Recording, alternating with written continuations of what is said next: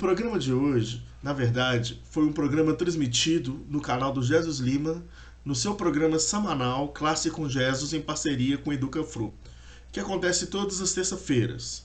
Esse programa específico aconteceu no dia 10 de agosto às 18 horas, cujo tema foi Sartre, a existência e liberdade.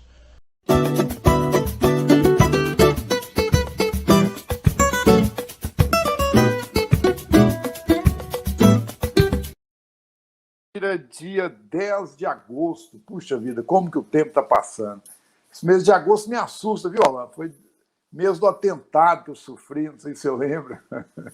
Falou agosto, eu fico meio arrepiado aqui, mas vamos lá, estamos vivos, né? Tem que comemorar de estar vivo, né? Podendo estar aqui conversando, fazendo o que você gosta.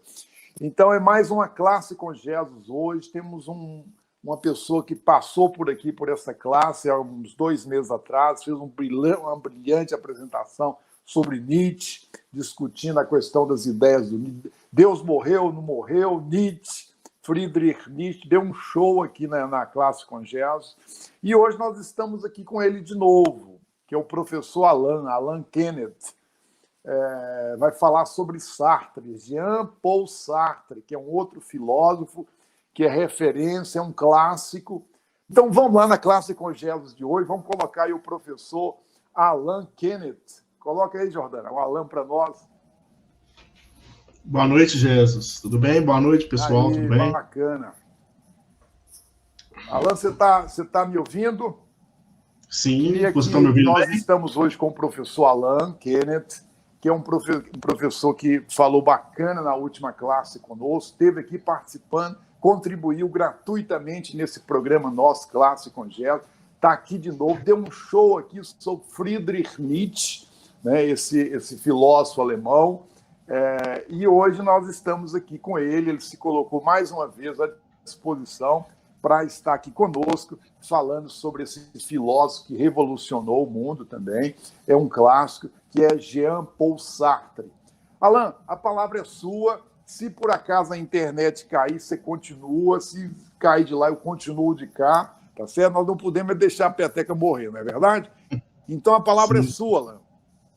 Obrigado. Boa noite novamente a todos. Boa noite, Jesus. Boa noite, pessoal do Educafru. Nós estamos aqui mais uma vez. Você está me escutando, Alan? Sim, estou sim. Alan, dessa vez nós você iremos. Está me escutando? Estou. Você está me escutando?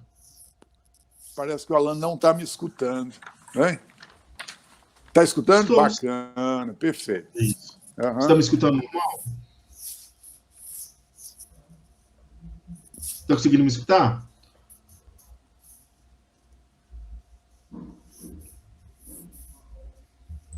Tá dando para me escutar tranquilo? Tá. Tá? Não, beleza, então. Então, nós vamos falar hoje a respeito de Jean-Paul Sartre. Foi um filósofo e escritor francês do século XX, né?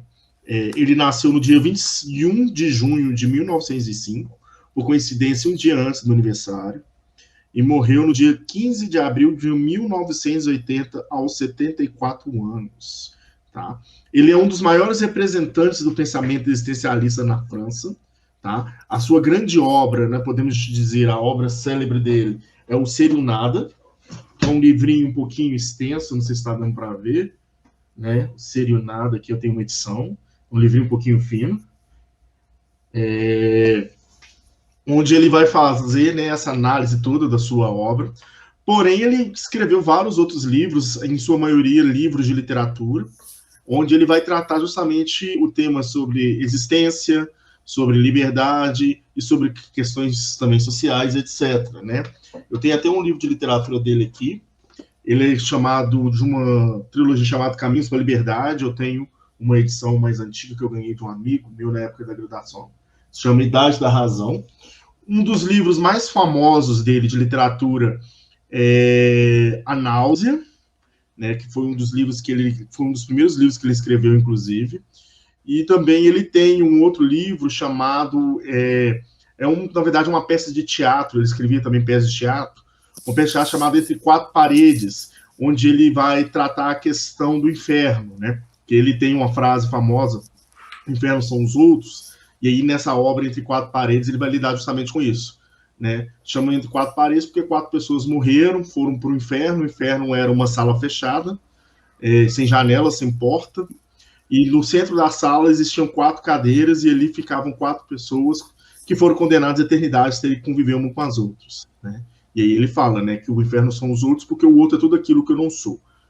E aí ele vai trabalhar essa ideia e tal. Ele não é o pai do existencialismo, o pai do existencialismo é o existencialismo é o Kierkegaard, né, Soren Kierkegaard, porém ele vai ter uma influência muito grande do pensamento existencialista alemão. Ele vai passar um período na Alemanha, sobretudo do pensamento de Husserl e de Heidegger, né, que é baseado no princípio da fenomenologia, que é uma das áreas que ele aborda também, e ele vai desenvolver todo o pensamento dele, né, a partir dessa influência, e ele vai desenvolver um pensamento, um existencialismo um pouco diferente do Kierkegaard, porque nós chamamos o pensamento de Kierkegaard de um existencialismo cristão, né, e o Sartre ele vai desenvolver um existencialismo ateu, né, Sartre era ateu, e então, né, ele vai desenvolver todo um pensamento baseado nessa estrutura. Então, ele nasceu em Paris, na França, em junho de 1905, filho de Jean-Baptiste Marie Aimé Sartre, né? Jean-Baptiste Marie Aimé Sartre, que foi um oficial da Marinha Francesa, e de Anne-Marie Sartre. Ele ficou órfão do pai dele aos 2 anos de idade. Em 1907, ele vai mudar com sua mãe para Meudon, para a casa dos seus avós maternos. Em 1911, ele muda com a família para Paris, onde ele vai se ingressar no Liceu Henri IV, né, e por volta de 6 anos de idade ele vai começar seus estudos. Em 1916, né, a sua mãe casa novamente, ele acha uma traição, e aí ele tem que mudar para La Rochelle, onde ele vai ter que mudar de escola, e em 1920 ele volta para Paris. Em 24, ele ingressa na Escola Normal Superior de Paris, onde conhece, né, a sua futura companheira, escritora também, filósofa, Simone de Beauvoir, onde eles vão permanecer juntos até o final da sua vida. Tá? Em 29 ele vai concluir sua graduação. Tá? Ele vai ser nomeado professor de filosofia em Havre em 1931, onde ele vai escrever A Lenda e a Verdade, que não vai ser aceito pelos editores. Em 33 ele interrompe a sua carreira, porque ele recebe uma bolsa de estudos, onde ele vai para a Alemanha, para o Instituto Francês de Berlim, e aí onde ele vai ter contato com a filosofia de Edmund Husserl e de Martin Heidegger. Em 38 ele vai publicar a obra A Náusea, né, onde ele vai começar a mostrar os princípios da filosofia existencialista, e é essa obra que vai criar uma certa notoriedade para ele, vai colocar ele, né, em evidência, e ele vai se tornando ali símbolo do movimento filosófico da época. Ele escreve essa obra em forma de diário, né, onde mostra, né, descreve a repulsa do protagonista em tomar consciência do próprio corpo. Em 1940, ele é convocado pelo exército francês a servir na Segunda Guerra Mundial. Ele é feito prisioneiro pelos alemães e solto em 41, onde ele retorna para a França. Né? Falando sobre o existencialismo dele, nós dizemos ele é o grande representante do existencialismo. Quando se fala de existencialismo, automaticamente já vem em mente Sartre, embora Kierkegaard seja o pai do existencialismo, mas falou existencialismo, já se pensa em Sartre. Né? E o que seria isso? Né? Uma corrente filosófica que prega a liberdade individual do ser humano. Ela vem como uma forma de combater a filosofia especulativa que existiu no século XIX. E aí ele vai desenvolver ela a fundo. Em 43, ele publica o Ser e o Nada, que é o trabalho, a grande obra dele, onde ele vai formular os pressupostos filosóficos que determinam todo o pensamento, né? E influencia, inclusive, os intelectuais do pós-Segunda Guerra Mundial.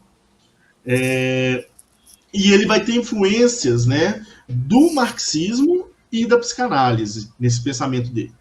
Tá? Depois eu falo um pouco, né, sobre a sua questão do pensamento dele mesmo, profundo. Vamos só entender que ele tem essa aproximação com o comunismo, com o marxismo. Tá? Ele sempre foi engajado politicamente, ele acredita que nós devemos ser engajados, Em 45, inclusive, ele vai abandonar todo sua vida acadêmica, sua vida de professor, para se dedicar apenas à escrita. Tá? E aí ele vai criar, né, laços e colaborações com Raymond Aron e o outro filósofo também muito famoso da época, que é Maurice Merleau-Ponty. E também com a sua companheira Simone de Beauvoir. E aí eles vão criar esses quatro um periódico chamado Le Temps Moderne, que é um periódico político-literário, uma revista de esquerda que foi muito influente ali na França, na Europa, no pós-guerra. Né? E aí porque pós-Segunda Guerra Mundial teve aquele conflito, né, vai iniciar a Guerra Fria entre, né, o capitalismo, o comunismo, que as pessoas, inclusive muitos acreditam que assola a gente até hoje, né, aqui no Brasil, que o comunismo está vindo para destruir, né, comer criancinha, muita gente acredita ainda nesse tipo de coisa, mas ele vai surgir, né, nesse pensamento pós-guerra naquela época. Em 52 ele se filia ao Partido Comunista. Em 56 ele vai criticar, né, a entrada dos tanques soviéticos em Budapeste, e com isso ele se desliga do Partido Comunista. E aí ele vai escrever um artigo no periódico dele, titulado Fantasma de Stalin, onde ele vai condenar a intervenção da União Soviética contra a submissão também do Partido Comunista francês aos ditames de Moscou. Né? Ele vai fazer essa crítica a essa modalidade, podemos dizer, do comunismo, né, soviético. Em 1960, ele vai escrever sua última obra filosófica, que é a Crítica da Razão Dialética, que já é uma obra com teor marxista, onde ele vai fazer essa reflexão puramente, não puramente, mas bem mais voltada ao marxismo. Eu ainda não li essa obra, inclusive eu tenho desejo de ler essa obra. Em 64, ele renuncia um prêmio Nobel de Literatura, ele recebe o prêmio Nobel e ele não vai buscar o prêmio. Ele acreditava que o filósofo ele não pode viver, né, dessas vaidades, então ele repudia por causa dessa atenção pública, né, que ele recebe. Em 68, ele apoia a rebelião estudantil que ajudou a derrubar o governo conservador francês. Em 72, ele assume a direção do jornal esquerdista Libertation. E além de tratados filosóficos, ele escreve romances, né, como eu disse. Nós temos o Muro, de 39, As Moscas, de 49, ensaios sobre arte política como situações, obra em 10 volumes redigidos em 47 e 76, além de peças como Entre Quatro Paredes, como disse, né, de 44, Diabo, Bom Deus, de 51. O nome completo dele é Jean-Paul Charles Aymar de Sartre.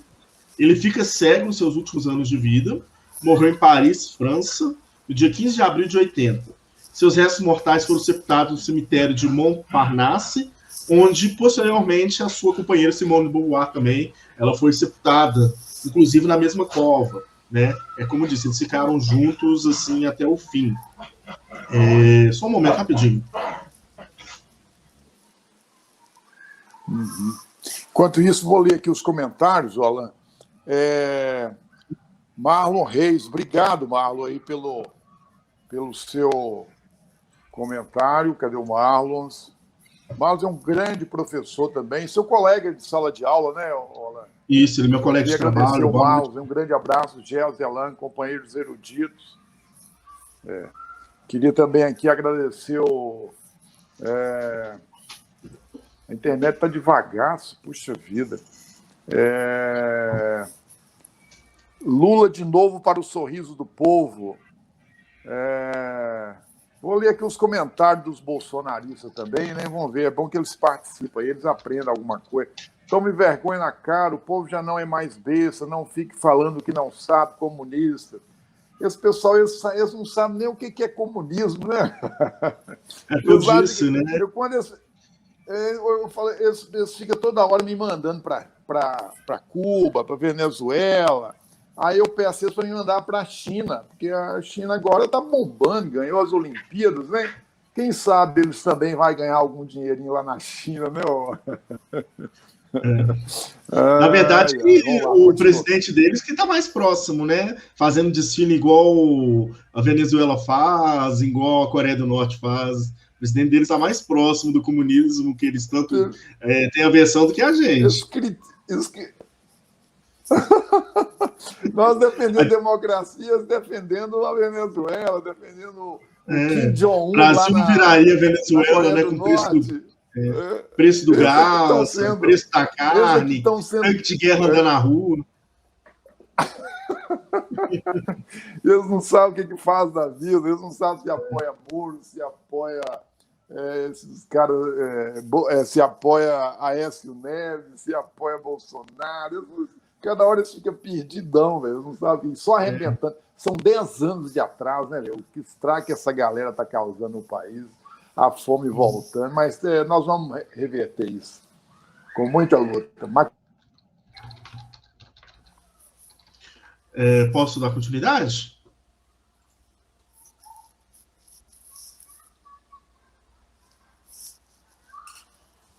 Posso? Jéssica, está me escutando? Sim, estou escutando. Tá. Tá. Então, assim, já puxando esse papo, nós temos que entender que o pensamento de Jean-Paul Sartre ele vai ser extremamente influenciado pelo marxismo e pela psicanálise freudiana, né? Que são duas correntes de pensamento que vão surgir no final do século XIX.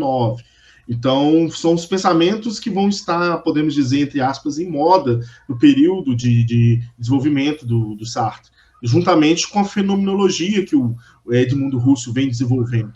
O sonho do Husserl era que o Heidegger fosse, né, o seu sucessor nessa perspectiva fenomenológica, porém quem vai assumir esse papel da fenomenologia, desse caminho, né, da fenomenologia, acaba sendo Jean-Paul Sartre, através desse viés do existencialismo, podemos dizer. E é interessante porque, embora ele tivesse essa influência marxista, ele tivesse essa pegada de esquerda muito forte, ele fosse um cara engajado, você vê que ele tece críticas ao próprio governo da União Soviética de Stalin, né?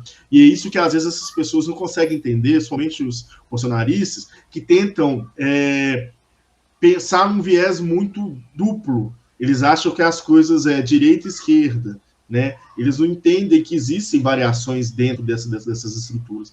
Então, quando nós dizemos que nós somos de esquerda, que nós temos influências marxistas, não quer dizer que nós seguimos o mesmo caminho. Igual nós dizemos, Coreia do Norte, Venezuela, Cuba, China, antiga União Soviética, são todos regimes de esquerda com influências marxistas, mas são regimes totalmente diferentes. Cada um vai ter uma estrutura, uma forma diferente de agir, com uma pegada diferente, né? E nós temos que entender que uma coisa é o pensamento marxista, outra forma é um governo que se espelha no pensamento marxista. São coisas totalmente distintas, né? E aí o Sartre ele vai ter essa influência totalmente do pensamento, né? E aí ele vai atrelar juntamente ao ateísmo. Por que a gente bate muito nessa tecla do ateísmo de Sartre?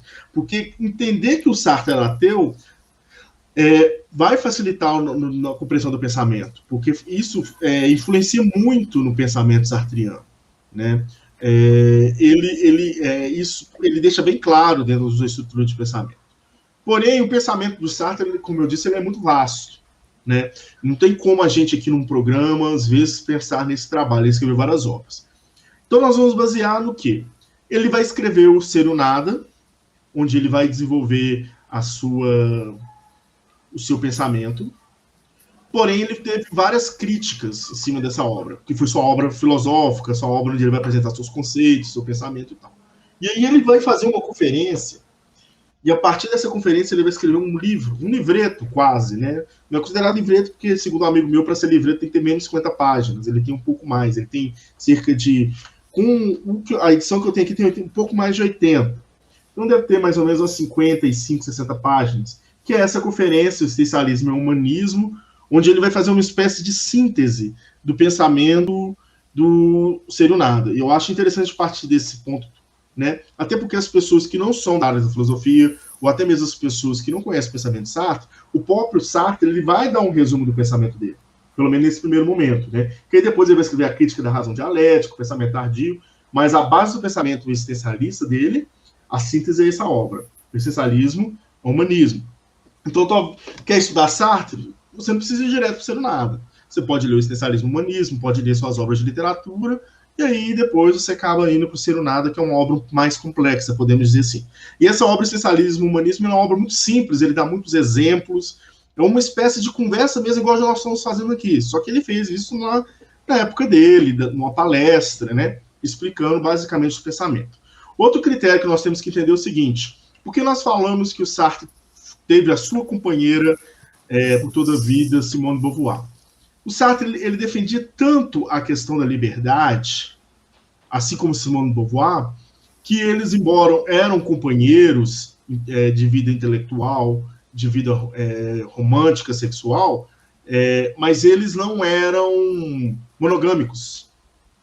E isso era um escândalo para aquela época, né? Nós estamos falando do início do século XX. Né? Sartre vai morrer em 1980, já idoso. Então, assim, nós vamos dizer que o auge da vida do Sartre foi anos 40, anos 50, né? Que existia um conservadorismo muito grande. Né? Estava começando a desvencilhar aquele conceito de casamento arranjado, né? A gente vê isso muito em filme, novela, casamento arranjado, acha que é uma coisa distante, mas não é uma coisa tão distante, né? Isso acontecia ainda no século XX. Então, assim, estava começando a quebrar essas estruturas, e aí você vê um casal... Mulher nessa época tinha que casar virgem, né? Mulher não podia separar, não é assim? Isso. E aí você vê um casal que se assumia poligâmico, né? Eles tinham contato físico, contato sexual com outras pessoas, né? Então, assim, eles eram vistos como devassos naquela época. E, porém, existia uma questão sentimental que transcendia essa questão sexual, que fazia com que eles permanecessem juntos. E deu certo, porque eles viveram até o fim dos seus dias dessa forma. Né? Eles viveram a sua juventude e a sua velhice juntos.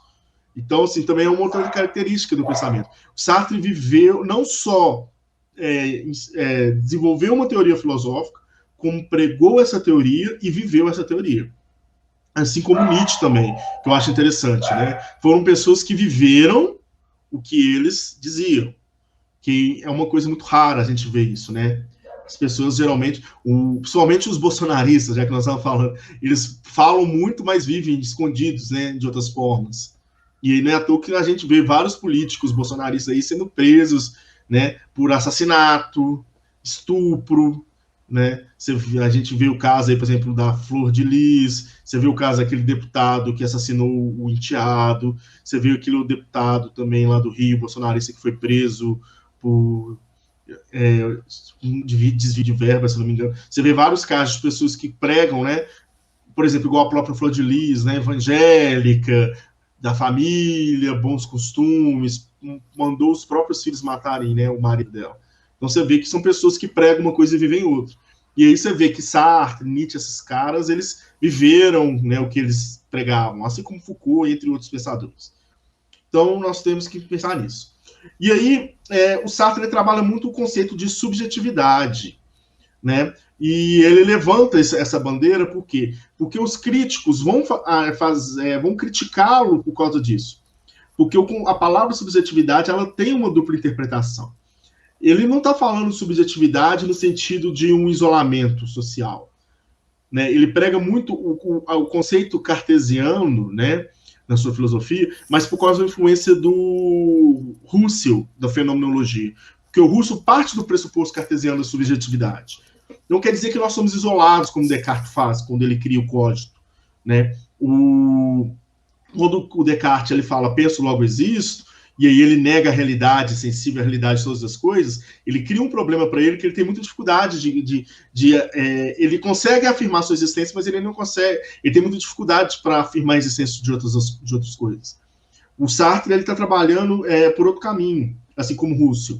Ele quer dizer, a subjetividade no sentido que quer dizer é o seguinte, é no sentido interpretativo, é no sentido de interpessoalidade, né? Cada um é um, cada sujeito é único. Cada sujeito tem as suas experiências e suas vivências. E cada sujeito vai interpretar o mundo da sua maneira. Isso é fenomenologia e existencialismo. Então, a primeira coisa que nós temos que entender da subjetividade é isso. Nós temos que entender que o outro não sou eu. E eu não sou o outro. O outro é tudo aquilo que eu não sou. Né? Por isso que ele afirma que os infernos são os outros. Né? Por quê? Porque o outro ele é totalmente diferente de mim. E eu sou obrigado a aceitar o outro. Só que é muito difícil. Por quê? Porque eu tenho as minhas vontades, eu tenho minhas virtudes e os meus vícios, e eu sou obrigado a ter que lidar com o outro e a controlar essas minhas vontades, esses meus vícios. Eu não posso viver na sociedade fazendo tudo o que eu quero, né? E aí nós vamos para uma perspectiva da psicanálise, né? Nós temos os nossos desejos, nós temos a nossa libido, mas nós temos uma moralidade, e aí eu falo no sentido de regras sociais, né? De tabus, que não permitem que eu saia fazendo tudo o que eu quero, né? E eu tenho muita coisa que eu tinha vontade de fazer, assim como você também tinha vontade de fazer, só que nós fazemos por uma questão social, né? E aí a gente lidar com isso gera angústias, gera traumas, dependendo da situação, né? E aí a psicanálise, ela vem para lidar justamente com isso, ensinar as pessoas, né, a trabalhar com essas angústias, esses desejos reprimidos, que a gente não pode simplesmente sair fazendo o que a gente quer. Se sente atraído por uma pessoa, você não simplesmente pode chegar e agarrar a pessoa, né? Então, assim, você tem toda uma situação. Você está com fome. Imagina se a gente vivesse fazendo o que a gente queria. Até brinco com meus alunos, né? Eu falo que a gente viveria uma vida de GTA, né? No videogame. Ah, eu tô com vontade de andar de carro, eu parava o cara do carro, arrancava ele lá do carro, entrava no carro e saía andando no carro dele. Imagina a gente viver numa sociedade assim. Tô com fome, vai na casa da outra pessoa, vou lá e pega a comida dela. Imagina se nós vivemos uma sociedade desse jeito, sem segurança nenhuma. Não tem como. Então nós vivemos uma sociedade que podemos dizer que é uma sociedade segura porque ela existe em regras, embora algumas pessoas não a respeitem, mas de modo geral vivemos uma sociedade segura. Existe violência? Existe. Ela é perfeita? Não. Mas se não existisse se ela não fosse desse jeito, poderia ser muito pior, né? Se com essas regras algumas pessoas não respeitam, mas se não houvesse essas regras, né? Então nós temos que entender isso. Claro que a gente vai criticar essas regras, né? A gente vai questionar, igual eu falo, né? Nós vivemos na democracia. A democracia me permite questionar, criticar e não aceitar as regras. Mas eu tenho que respeitar a maioria, né? Eu posso até ser a favor da ditadura. Eu posso criticar a democracia. Ela me permite criticá-la, mas eu tenho que respeitá-la. A não ser que todo mundo vote a favor de acabar com ela, eu tenho que respeitar ela, mesmo eu sendo a favor ou não. É o que, infelizmente, essas pessoas não entendem, né? Então eu sou muito assim. Às vezes eu sou muito crítico, às vezes eu questiono as coisas, às vezes eu sou contra, mas eu respeito a vontade geral, a vontade da maioria. Eu tenho que respeitar, porque eu vivo na democracia.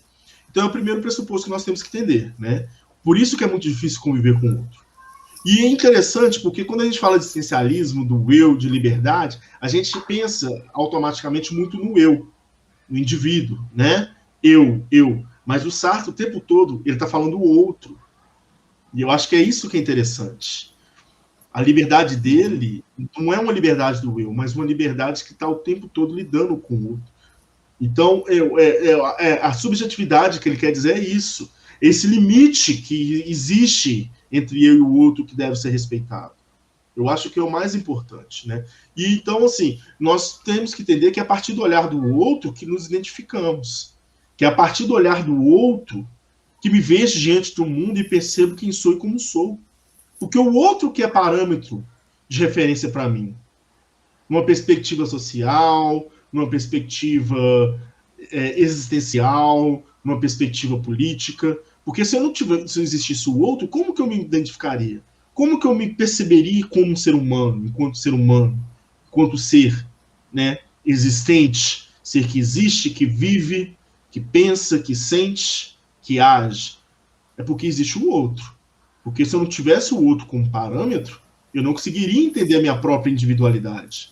A minha individualidade, ela só é perceptível, a minha consciência, porque tem o outro. Se eu existisse sozinho no mundo, eu não estaria. Não é à toa que existia-se trevas, como se diz em Gênesis, e Deus disse, né, faça-se a luz. E aí começou a constituir-se tudo. Porque do nada vem-se tudo, né? E a gente só consegue perceber-se a partir disso. Então nós temos que entender, justamente é isso que eu tinha dito, né, que a relação do cógito, ela é uma apreensão da realidade. Nós temos que entender que essa subjetividade ela está relacionada totalmente com o outro, né? Então, assim, qual que é a única possibilidade inicial do homem? Para Sartre. existir. Nós existimos e pronto. Essa é a única possibilidade que nós temos. Tá? E aí a gente tem que entender o seguinte, né? A existência precede a essência. Por que isso é importante?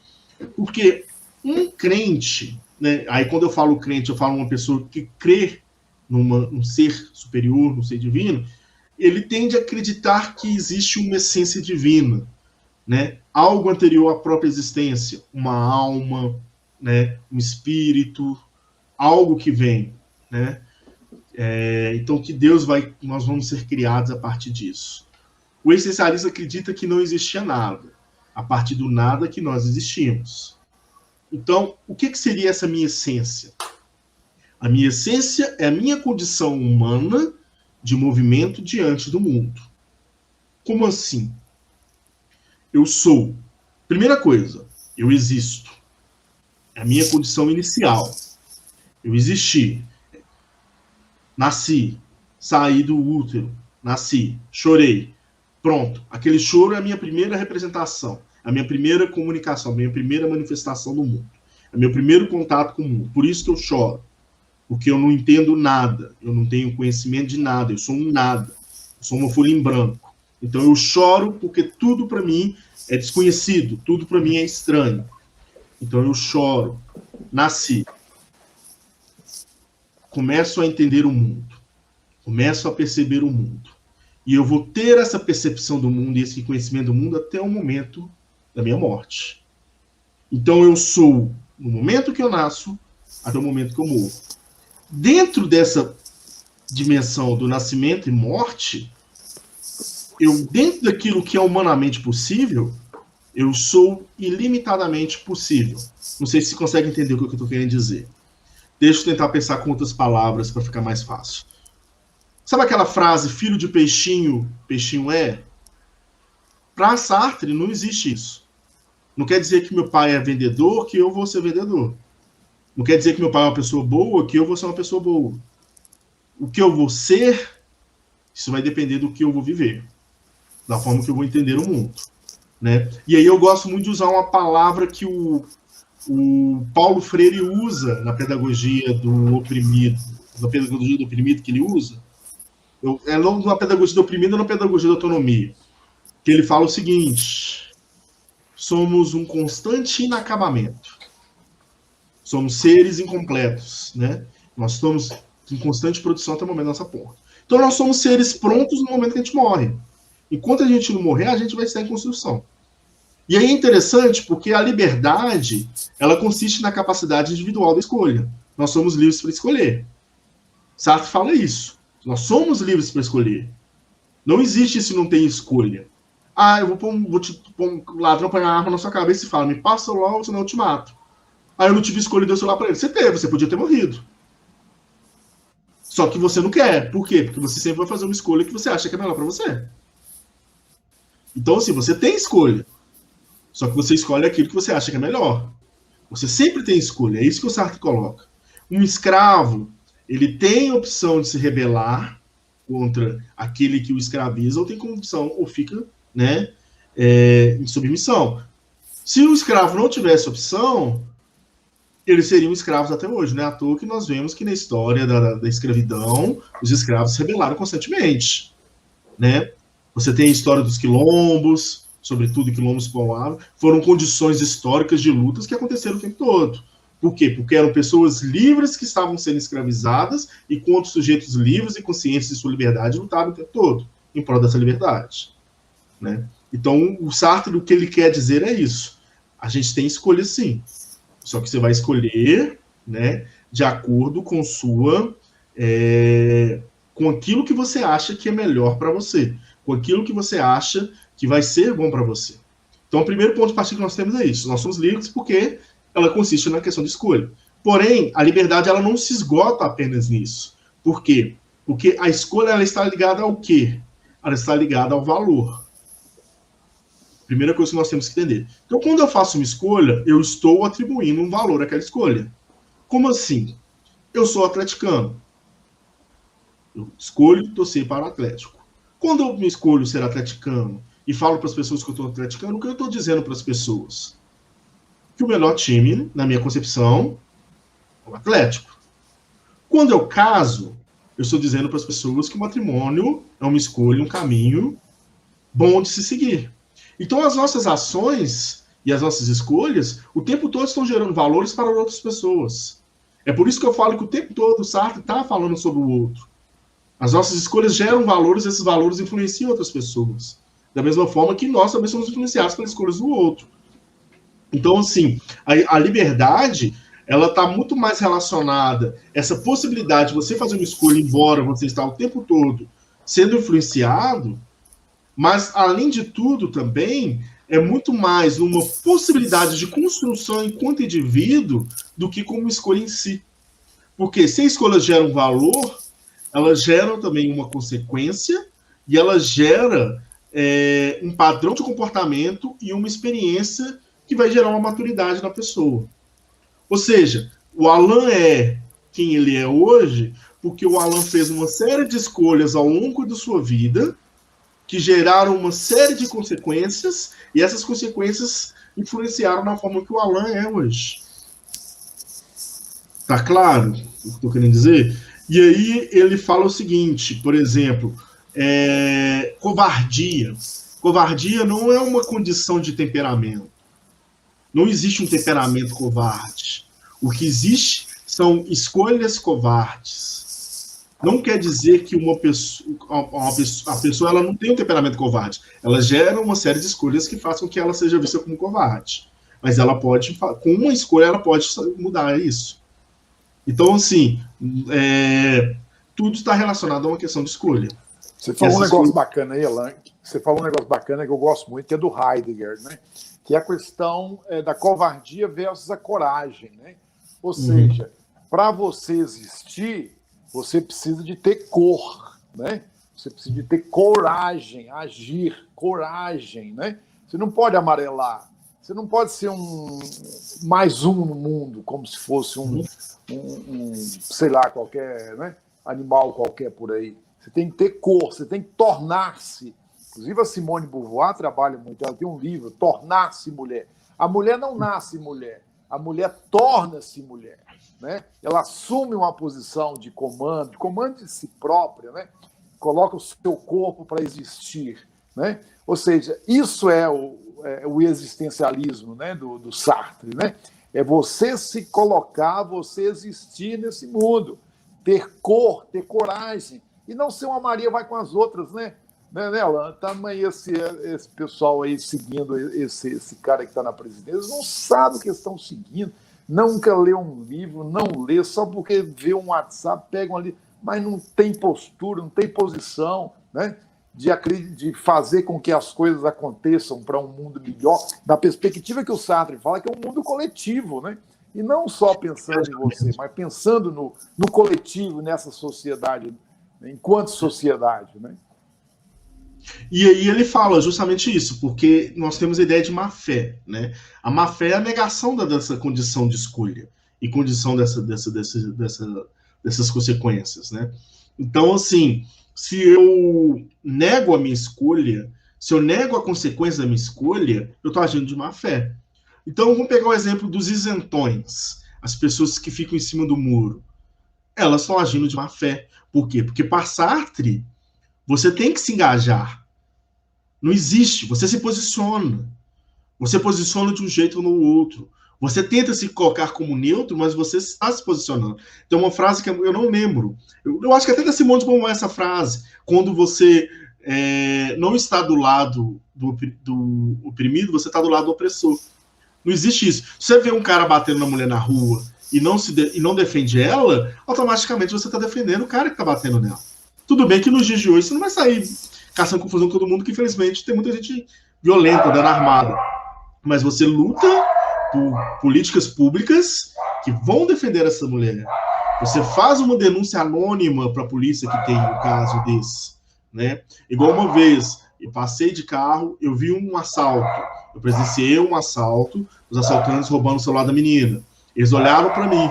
Eu fiquei imobilizado de fazer algo naquele momento, até porque eu vi que os caras estavam armados. Eu continuei andando como se eu não tivesse visto nada, Na hora que eu virei a esquina, eu parei o carro, peguei o telefone, liguei para a polícia e falei, eu acabei de presenciar um assalto na rua tal, aconteceu tal coisa. Eu já avisei a polícia para a polícia vir fazer alguma coisa, né?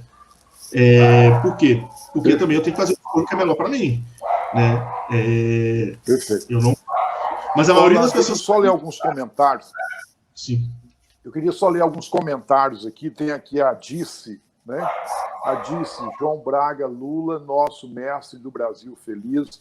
Brasil, parabéns, Lula livre. Você foi o melhor presidente do Brasil e vai ganhar 100%. Parabéns.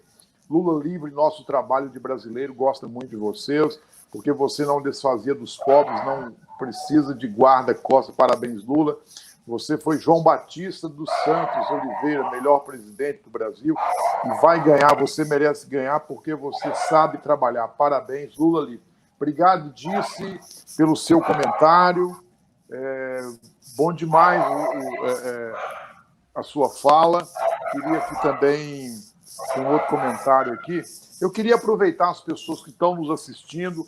Nós temos o canal nosso também no YouTube, é só se inscrever, ativar o sininho. Toda terça-feira nós estamos aqui com algum assunto que vise, que tenha a ver com essa construção de uma coletividade, de uma sociedade mais humana, uma sociedade mais igual, uma sociedade onde a gente se sinta feliz de estar nela. Nós estamos discutindo Sartre, Sartre trabalha essa questão mesmo. A vida só tem sentido se for dedicada aos outros, portanto, nós estamos aqui nesse debate. Alain, eu tenho alguns livros aqui da Simone de Beauvoir, né? Tete a Tete, né? Tem outro aqui também, Balanço Final. Né? Eu tinha esse livro, eu emprestei o Balanço Final para alguém, eu não lembro quem, e não me devolveu. Mas tá bom, um livro que não é devolvido, ele é bem usado.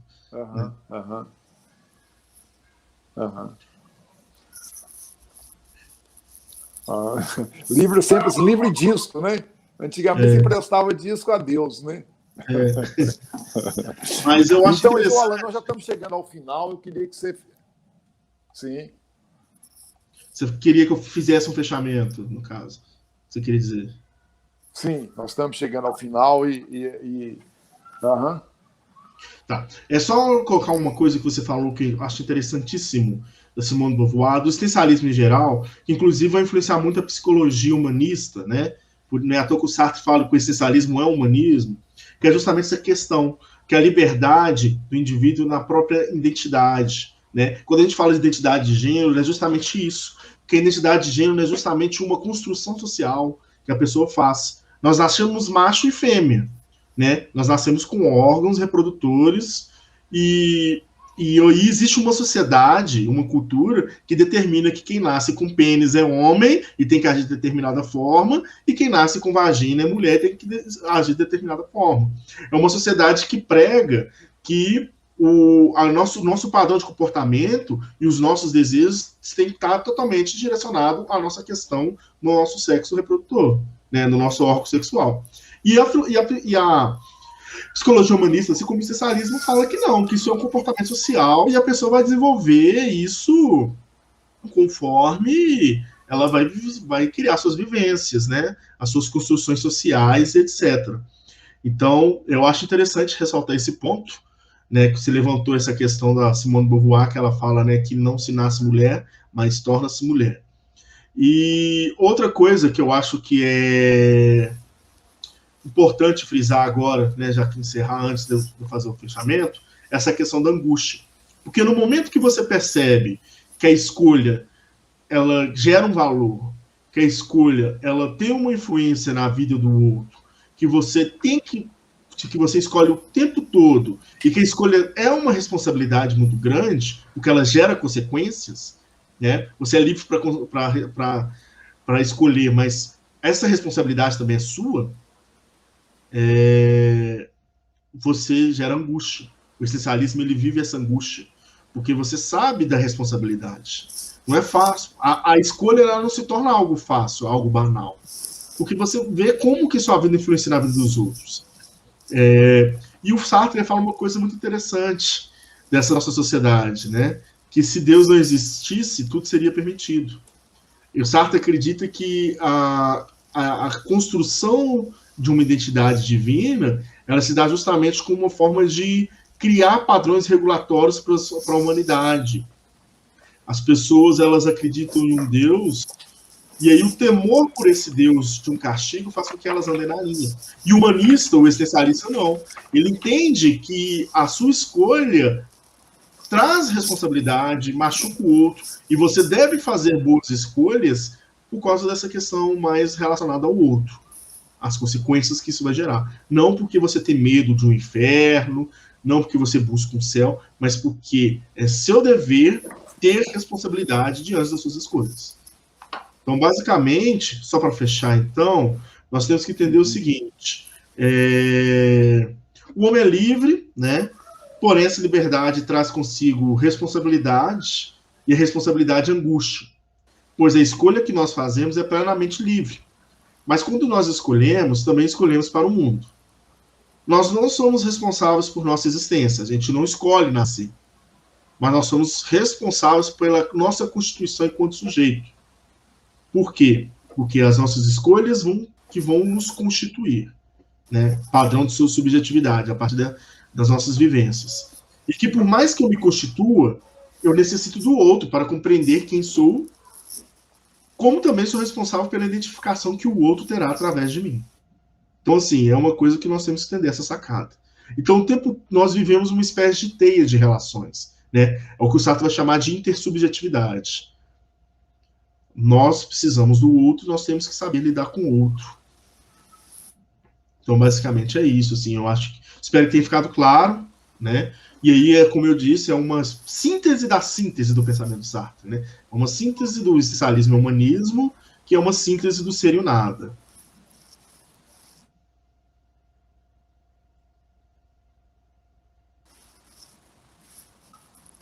Perfeito. Falando, tem uma pergunta aí, o João Neto pergunta: não se nasce mulher, se torna mulher. Como assim?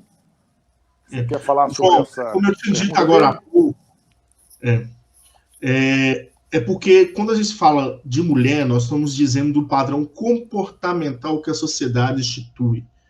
A mulher nasce com a genitália feminina, a vagina, né? E aí a nossa sociedade, ela entende culturalmente que por ela nascer com a vagina, ela tem que seguir um certo padrão de comportamento. Ela é mulher, né, nesse sentido. Né? Aquela coisa de que nasceu com vagina, então tem que brincar de casinha, tem que brincar de boneca, tem que cuidar dos filhos, tem que casar, tem que isso, aquilo. Nasceu com pênis, tem que brincar de carrinho, tem que agir de determinada forma e tal. E não necessariamente.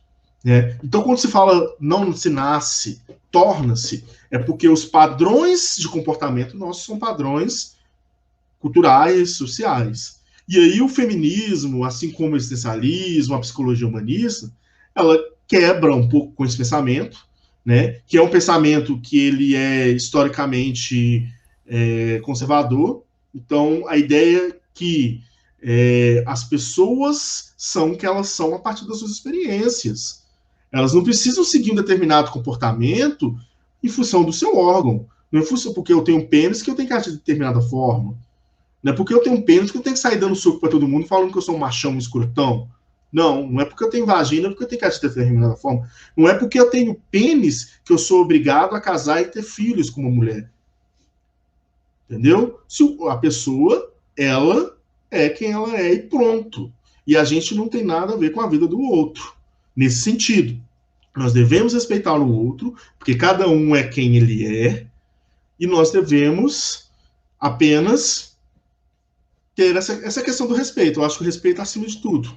Se a pessoa ela não descumpre as leis, ela não está prejudicando ninguém, ela lida bem socialmente, podemos dizer assim, essas questões é por conta dela. Cada um tem sua vida e pronto. E basicamente é isso. Espero que eu tenha respondido.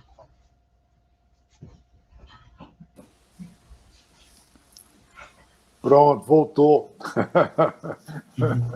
Rolando, então, muito obrigado. Queria agradecer mais uma vez ao pessoal do Kenneth, agradecer as pessoas que nos assistiram. Por favor, compartilhe essa live. Toda terça-feira nós estamos aqui com algum assunto interessante para ajudar na construção realmente de entender esse mundo e se posicionar melhor nesse mundo. Na próxima classe Congelos, nós vamos estar aqui com a Célia Macota. Célia Macota vai falar sobre o candomblé, sobre as religiões africanas, né?